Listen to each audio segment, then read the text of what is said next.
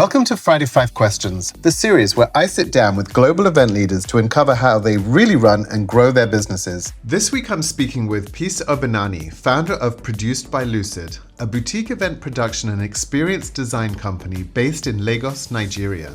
Peace is known for producing end-to-end event experiences that are tightly planned, creatively led, and precisely executed, translating a brief into a finished event that runs smoothly, looks intentional, and delivers a clear experience for guests.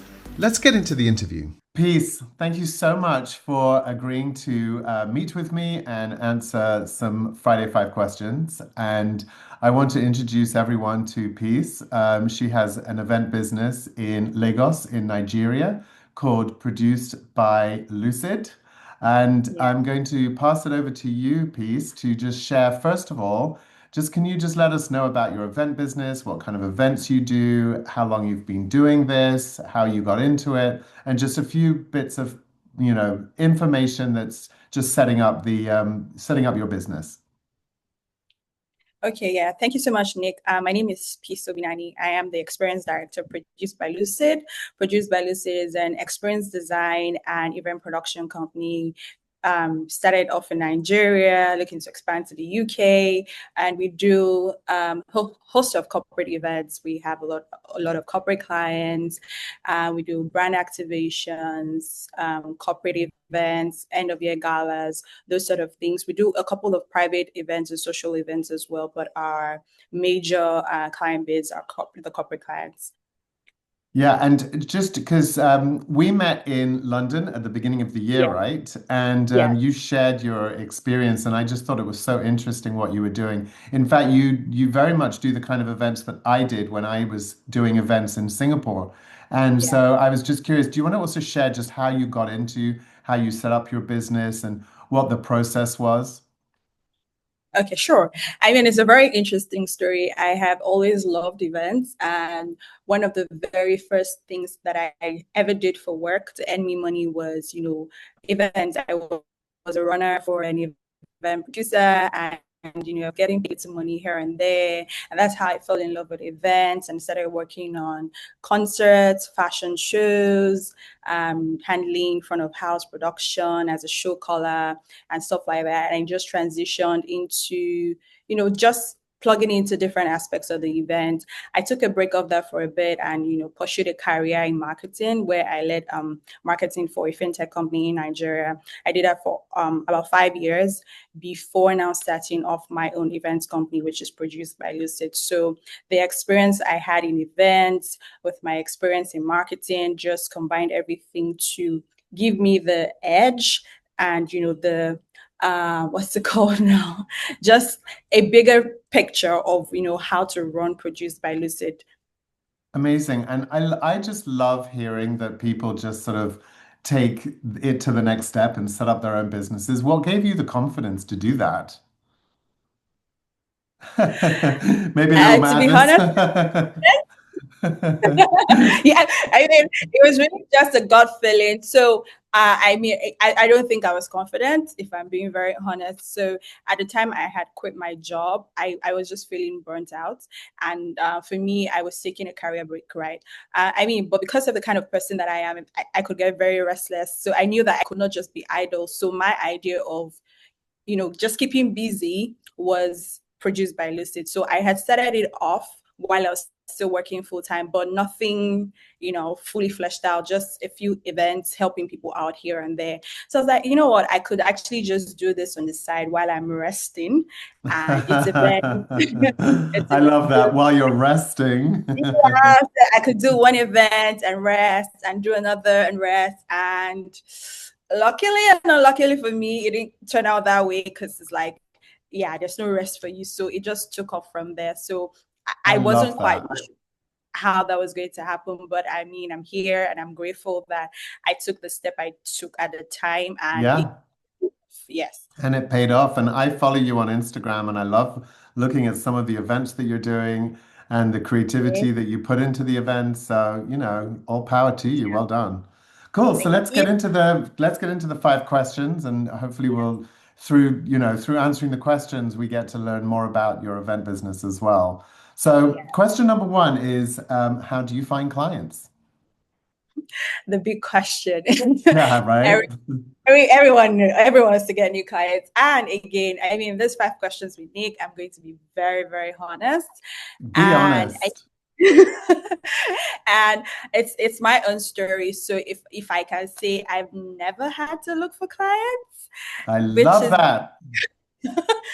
so it's kind of because of how my own story started. So it just took off from doing one thing from one person refers you to another person, and take on as many projects as you can, expand your team, do whatever whatever needs to be done. You can't keep turning down clients, because at the Yeah. time I was also trying to position Produced by Lucid for corporate. So even when we'll get like inquiries for weddings and stuff, I'll be like, not really, that's not the kind of event that we do. But I sort of just like figured it out. I mean, back to the question, I think I have digressed here, is that we've actually just been doing our work, focused on doing good work, and people see it, they love it, they reach out, we do good work for people, they refer us to other people. I mean, I did run some ads on Instagram at some point last year, but this year I think I've only run an ad like once, and Yeah. it's like, just there's just a lot to do. Our hands are full, so yeah. The key to that is just really doing good work, put it out there. We invest in a lot of content, so I think that's like one thing. So we Yeah. invest in content for these events to capture the story, the thought that goes behind putting these events together. So we don't rely on, content from the clients and stuff like that. So that's like one thing I know we've been very intentional about. I mean, it's not a direct line from content to acquiring new clients, but it's stuff that we have done, and we are able to put it out there on Instagram, what we can use to run ads so people can see, because with events is what people see that they used to know. Okay, you can do this. You've done this with this person, and you do this, then you can do that. So nobody's going to know that you do great work if you don't put it out there. So yeah, because I call it, so it's full word of mouth. Everyone, and then it's I call like all of that just trust building, because people hear Yes. about you, they think, okay, I'm going to call Peace, I'm going to find out if they could, what she can do for me. But then they go onto Instagram, they go onto the website, and they're like, okay, yes, legitimate business. So that's kind of the word of mouth. It's a very simple equation, right? Yes, exactly. Awesome. I love that. Okay, cool. So, second question then. What is the hardest part of running your business? Right. I mean, the structuring it, especially again because of how I started off. It was just me at the beginning, and I will do the mood boards, do the budgets, source the vendors, coordinate the vendors, and just have like the freelance team come on board like a day or two before the project. I mean, that wasn't sustainable at all when more projects were coming in. So having to figure out the most important hires I needed to make, also because I mean, I was running the business off whatever profits. There were no investors or anything like that. So I had to constantly think about making profit, being sustainable, being able to pay salaries and all of that stuff, and just not hiring too much or hiring too little, making sure that they had enough skills. So structuring, I haven't quite figured that out yet, but I mean, we've made a lot of progress from the start of the year to there. And so structuring the business, setting up the processes, making sure that everybody knows what to do at any given time, even when I'm not in the equation, they can figure things out and, handle things, handle clients, handle projects in my absence, is that we're not there yet, but we're getting there. And having to I do don't think we ever feel like we're fully there. right. Okay. I mean, it's important to hear that coming from you with like your years of experience. I guess, yeah. So that, and then of course dealing with suppliers, vendors. It's So it's crazy. structure. It's structure. Yeah. And what would Yes. be your top advice for people setting up their business, like about structure? Like what would you like, how do you prioritize what is important? Okay. So I would say that at every phase of your business, you have to figure out what's important. So there's no one size fits all rule. It's on a case by case basis. It's on a seasonal basis as well, because what you need Yeah. in like December and end of the year might be different from what you need in like February, March. So you have to figure out what I need to do for short term, for long term, and know where to place them, right? And it's also not a rigid structure. You have to keep tweaking as you go. So I thought I had some things figured out at the start of the year, and 1 month or 2 months in, it was going really well, and it just broke. I'm like, oh my god, like why? And had to go back to the drawing board, had to restructure. And so it's like structuring is a constantly is an ongoing process. It's never Yeah. fully done. You I think keep that's structuring. great advice. It's just Yeah. constant, it's ongoing, because things are so dynamic in the events industry, Yeah. and Yeah. each event is different. You've got, you Yeah. talked about the seasonal, Yeah. waves. So yeah, things are moving very quickly all the time. And the Yeah. kinds of events, you might have 3 or 4 big events within, a few weeks and then nothing for 6 weeks. So Yes, that exactly. structure is going to be completely different. It's very hard to write standard operating procedures, right? Yes. Yes. Good Exactly that. one. So Okay. Next question. If you started a game, what would you do differently? started again. I don't think there's much that I'll change, because I think that all the rocky starts are part of the story, and it's like part of the I fun love and that. what Yes. yeah, so I don't ever want to like edit that part of the story where I had to learn things on the go, figure things out, make mistakes. The mistakes are actually what make you better, to know better and to do better. However, I was just saying, like, I could have maybe started structuring on time, but in hindsight as well, I was actually just figuring things out on the go, and I'm just like giving myself some grace there. So I was also just figuring things out on the go, Yes. starting a business, really just figuring out, okay, I need to do this. I need to hire this person. I need to have this person full time. I need to have this person on part time basis. So I think that if I maybe started structuring earlier, I would have had less issues. But again, there's not much that I want to change with Who that curve. who do you think are your most important hires? Like who have you hired that you think is just the most valuable support? You don't have to name names, obviously, but like Yeah. roles. Yeah, but roles, like, I mean, we're a small company, so they'll know whoever it is. I hope that none of my staff get to watch this, but I think that currently we have people, or like our core departments are operations, marketing, accounts, and design. Okay. Uh, and design is like one part that I find I found very valuable to me. I mean, everyone in the other teams, you all are valuable to me, but design, because of the kind of work or the kind of creativity we put into our events. So I struggled constantly with the ideas that I had and translating those into actual designs, right? The graphics Right. design, the 3D and everything. So I was working with external people, external designers, and it just wasn't working. Sometimes we relied on clients to provide us with their designs and everything. And what I also noticed with that was the designers for the clients were used to certain kinds of designs. Maybe they were used to designing for software products and stuff like that. There was a bit of a disconnect when it came to designing for events and designing for experiences. It felt rigid. It didn't feel like there was like a lot of experiential thought put behind this thing. So the biggest game changer for us this year was handling our design in-house. So we have an in-house designer. So we design everything from scratch. So if we were to Amazing. build something, we design, we go from concepts, that's the mood board, refine it using the client's brand colors, scale it, do a 3D rendering of it, and then move to production. So we're not just copying and pasting stuff off the internet Yeah. to produce. We're doing our own thing, and it's like curated for each client, for each event, and it's like a one-of-one. Like, if you work with us, we're producing this from scratch for you, and it's yours. I think it's great information to anyone setting up a business. Like, give yourself grace. I think it's a beautiful thing that you shared. But also just to remember how important structure is as soon as possible to get that basis right. But you learn through experience. So, Yeah. I love that you've given Yeah. yourself grace. Yes. Okay.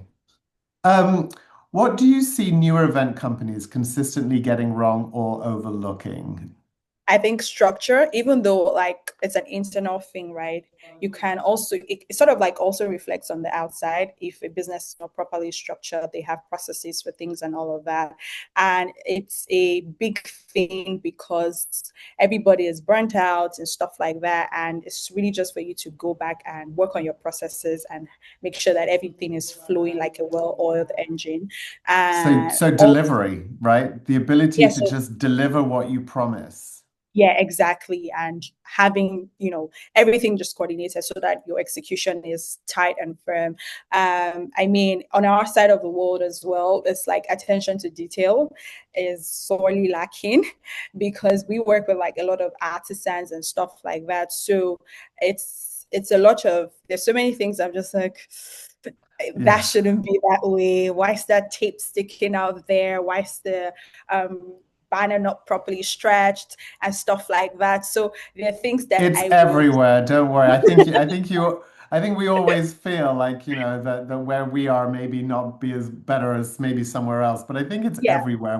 But yeah, I think that's what makes you you, and that's what makes you successful because yeah. your attention to detail is there. It's just putting a lot of thought and intentionality. I mean, there's a bit of bias here because I have worked in marketing, so I'm very careful and very particular about how we appear online, how our proposals are sent out. It's just a lot about the branding and everything that we do, and you can really just tell that, oh, this is Lucid. This looks like Lucid. You see our green. You can tell, okay, this is our brand color and stuff like that. So a little more thought and intentionality. So you feel other event companies and other event suppliers and vendors need to also take the time to do the same thing. Yes, yes, Yeah, exactly. it's really Yes. good. It's really good.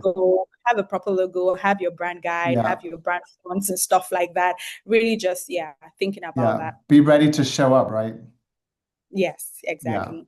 Oh, awesome. Okay, that's such great information. Okay, last question, number five, is what has made the biggest impact on your growth? And I think you've Uh, probably said a little bit, but share again. yeah, yeah, Yeah, yeah. The biggest impact on our growth has been our clients, number one. Um, yeah, the clients we have worked with and the referrals that we've gotten from them. yeah. So, I mean, beyond doing the work for them, they still just go out of their way to refer us to other people. Oh, no, they did this for us. You should use them. And it just keeps going around their network like that. So that has been the biggest impact. They are the reason why I don't have to spend so much on ads or I love that, over. right? Yes, You do good work, you invest in the client, about you it. make sure they deliver, and then it just comes back to you, right? Yeah, exactly. Yeah. So that's like the biggest return on investment there is. Yes. Tell me something about like the business environment in Lagos. Do you feel like there's a lot of competition for you as an event company? Did you go into it with a lot of competition, or do you feel like you're quite a new service in the Lagos event scene? Okay, there is competition. There are thousands of event planners in So why have Nigeria. you feel that your success has risen so quickly? So it feels like easily, but nothing is Yeah, easy, right? nothing I is know easy, it's right? yeah, Yeah, behind what you're doing is a lot of work, but what do yeah. you think is what is the secret sauce that you've brought to the table? Okay, so I think the secret sauce, so it's like I said, there are a lot of event planners, but then um, a lot of event planners are doing weddings. So that's why at the jump, I was like, no weddings. So we've done like just 3 weddings in total, and they are weddings that have come through like our corporate clients as well. But so I started like setting that differentiating factor from the jump and just started creating that niche for us. And so in the corporate space as well, it just kind of like starts narrowing down your competition. So in a pool of 1,000 of event planners, about 700 of them are doing weddings, and then there's just about 300 that do corporates, and just pulling it down that way. And I think like the biggest differentiator for us has just been the level of thought and creativity that we put into our work, so it shines through, so you can really just know that, yeah, only Lucid can give you this, right? So Right. basically And basically people just come and say, oh, I saw what you did for this person and I want that. And I'm like, yeah, we can give you something better. So the secret sauce is Lucid, really. It's just a Lucid I touch to love everything. that. The secret sauce is my brand, Lucid. Yeah. Yeah. Where did the word lucid come from? Why did you call it lucid? All right. So it's a word that I saw the meaning and I was like, oh, I like the meaning of this word.